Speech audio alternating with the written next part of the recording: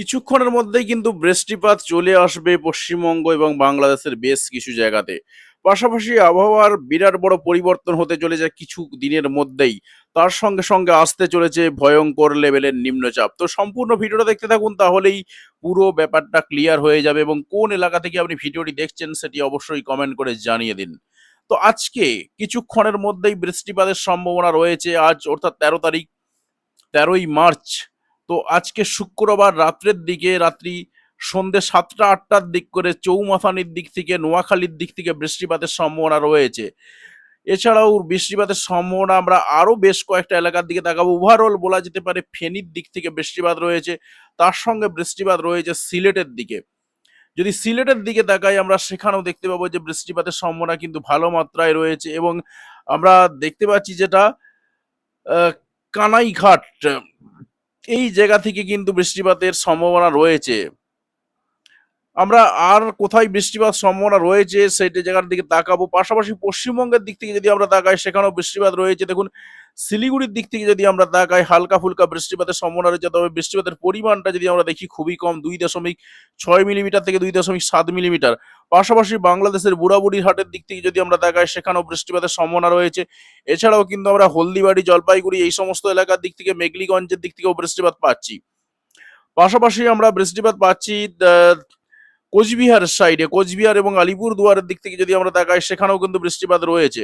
তো কোচবিহারের দিক থেকে, মাথা ভাঙার দিক থেকে বৃষ্টিপাত পাওয়া যাচ্ছে, সেরকমই কিন্তু দেখা যাচ্ছে। এবং মাথা ভাঙাতে বৃষ্টিপাতের পরিমাণটা দেখতে পাচ্ছেন, ৮ মিলিমিটারের মতন বৃষ্টিপাতের সম্ভাবনা রয়েছে। তো অবশ্যই কমেন্ট করে জানাবেন কোথা থেকে দেখছেন এবং তার সঙ্গে সঙ্গে সম্পূর্ণ ভিডিওটা দেখবেন। তো আমরা একটু এগিয়ে গেলাম এবং দেখছি যে কোথায় কি সম্ভাবনা রয়েছে এর পরেতে। আস্তে আস্তে এগিয়ে যেতে দেখা যাচ্ছে যেটা রাত্রি ৯টার দিক করে আরো কয়েকটা জায়গা অ্যাড হবে। তার মধ্যে রয়েছে যেটা পশ্চিমবঙ্গের বেশ কিছু জায়গা। পশ্চিমবঙ্গের যদি আমরা তাকাই, উত্তর দিনাজপুরের দিক থেকে বেশ কয়েকটা এলাকাতে বৃষ্টিপাতের সম্ভাবনা কিন্তু রয়েছে। বিশেষ করে আমরা ঠাকুরগঞ্জের দিক থেকে বৃষ্টিপাত পাচ্ছি বেশ কয়েকটা এলাকাতে। পাশাপাশি আহ ওভারঅল বলা যেতে পারে যে শিলিগুড়ি এবং তার সঙ্গে তার পার্শ্ববর্তী এলাকা এবং বাংলাদেশের পঞ্চগড়ের সাইডে বৃষ্টিপাতের কিন্তু সম্ভাবনা রয়েছে।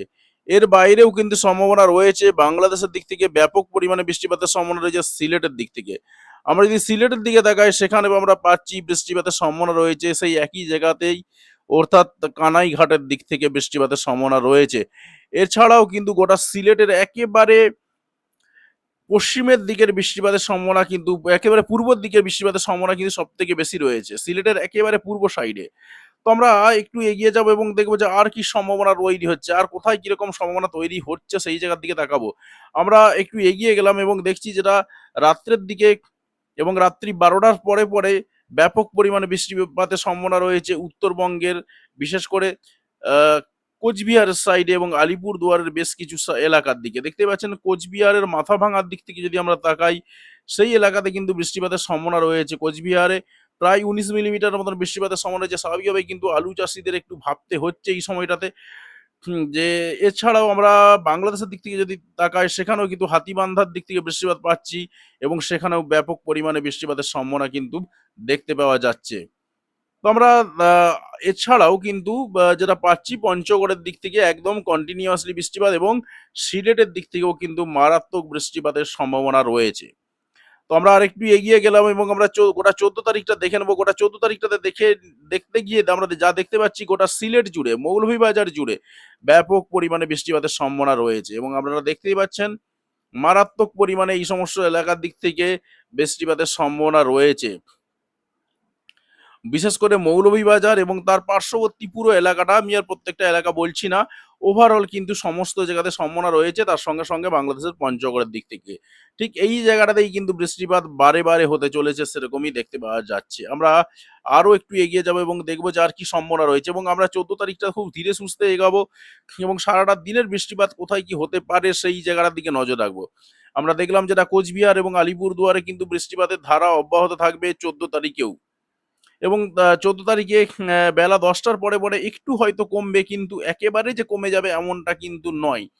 কিছুটা আসামের দিকে বৃষ্টিপাত থাকবে। তার সঙ্গে সঙ্গে আমরা পাচ্ছি যেটা ঠিক বেলা ৩টের দিক করে আরো বেশ কিছু নতুন জায়গা পাচ্ছি যেখানে বৃষ্টিপাত হওয়ার সম্ভাবনা রয়েছে। তার মধ্যে আমরা পাচ্ছি হাবিবগঞ্জের দিক থেকে বৃষ্টিপাতের সম্ভাবনা রয়েছে।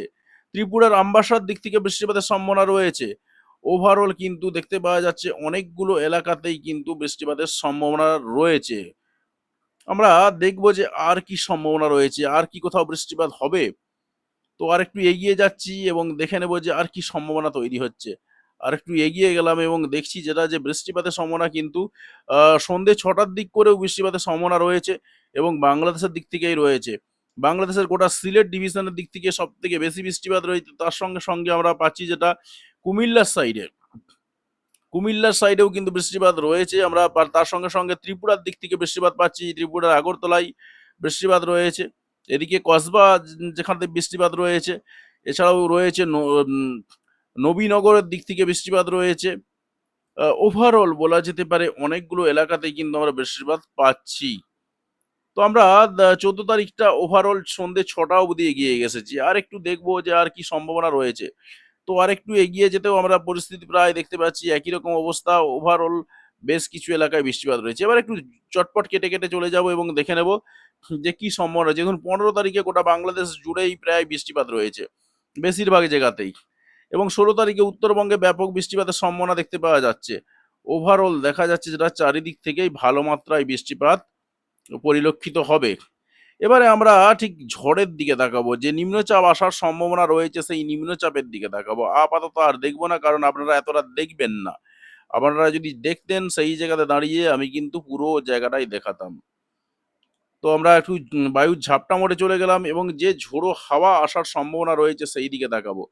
দেখুন ১৫ তারিখ নাগাদ কিন্তু ঝোড়ো হাওয়া প্রবেশ করে যাবে। ৫৫ কিলোমিটার বেগে ঝোড়ো হাওয়া দেবে এবং এলাকা দেখতেই পাচ্ছেন ঢাকার দিক থেকে সম্ভাবনা রয়েছে। এবং ১৫ তারিখে একটু যদি পিছিয়ে যায় এটা রানিং অবস্থা চলে গেছে যে কারণে কম দেখাচ্ছে। তো ওভারঅল কিন্তু ৫৫ থেকে ৬০ এমনকি ৭০ পর্যন্ত কিলোমিটার পর্যন্ত বেগে ঝোড়ো হাওয়া রয়েছে বাংলাদেশের বেশ কিছু এলাকায়। পাশাপাশি পশ্চিমবঙ্গের দক্ষিণবঙ্গের দিকে ওভারঅল ১৬ তারিখ, ১৭ তারিখ, ১৮ তারিখ মোটামুটিভাবে চলতে থাকবে। বেশ কিছু এলাকায় ঝড় চলতে থাকবে। তো এই ঝড়ের যে আপডেট রয়েছে এই ঝড়ের আপডেটটা আরো পরবর্তীকালে নিখুঁতভাবে দিয়ে দেবো কারণ এখনো কিন্তু কিছু পরিবর্তন হতে পারে।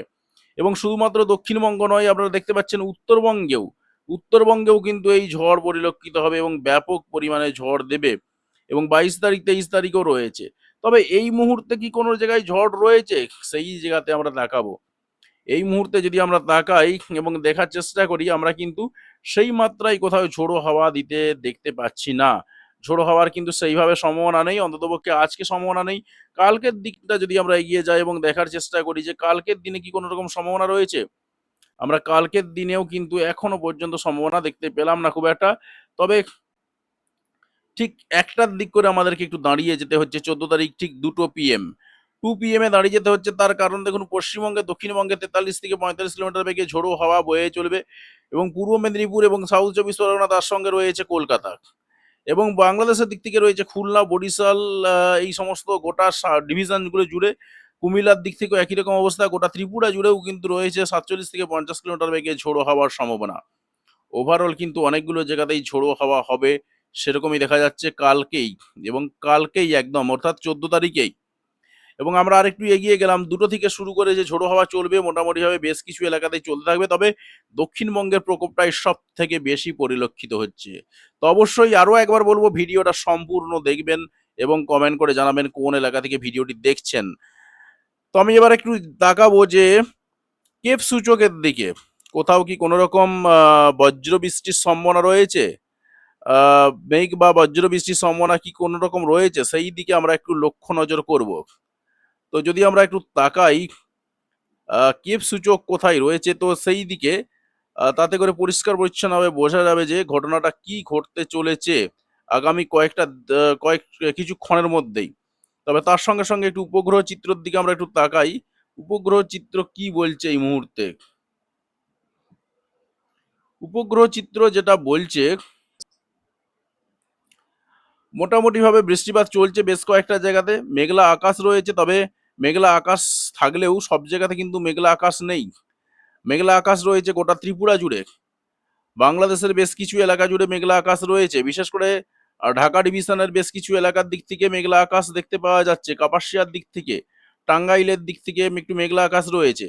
এছাড়াও কিন্তু রয়েছে আমরা পাচ্ছি কুমিল্লার সাইডেও একটু আধটু মেঘলা আকাশ রয়েছে। বাকি কিন্তু পরিষ্কার পরিচ্ছন্ন আবহাওয়া রয়েছে। মেঘ পশ্চিমবঙ্গের দিক থেকে খুব একটা মারাত্মক আকারে মেঘ নেই, সেরকমই কিন্তু দেখতে পেলাম। তো উপগ্রহ চিত্র আমরা দেখলাম, আরও একবার চলে যাব এবং এখান থেকে দেখে নেব যে ঘূর্ণিঝড় ট্র্যাকারে আপাতত যাব না। তো আমরা যেটা যাব,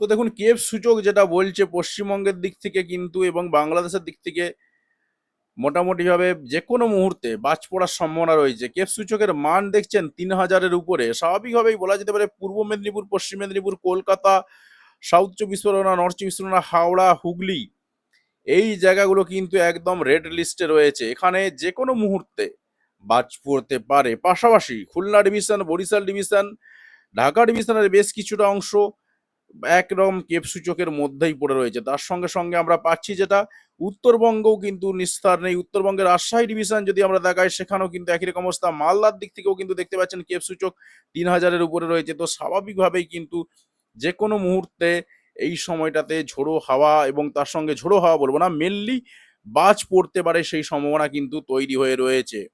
এবং আমরা যদি একটু এগিয়ে যাই দেখতে পাবো যে একই রকম সিচুয়েশন তৈরি হয়ে রয়েছে। তো যাই হোক, কোন এলাকা থেকে ভিডিওটি দেখলেন সেটি অবশ্যই কমেন্ট করে জানাবেন, এবং চ্যানেলে যদি নতুন হয়ে থাকেন অবশ্যই চ্যানেলটা সাবস্ক্রাইব করবেন এবং পাশে আসা বেল বাটনটা অবশ্যই প্রেস করবেন পরবর্তী সময়ের ভিডিও নোটিফিকেশনগুলি পাওয়ার জন্য।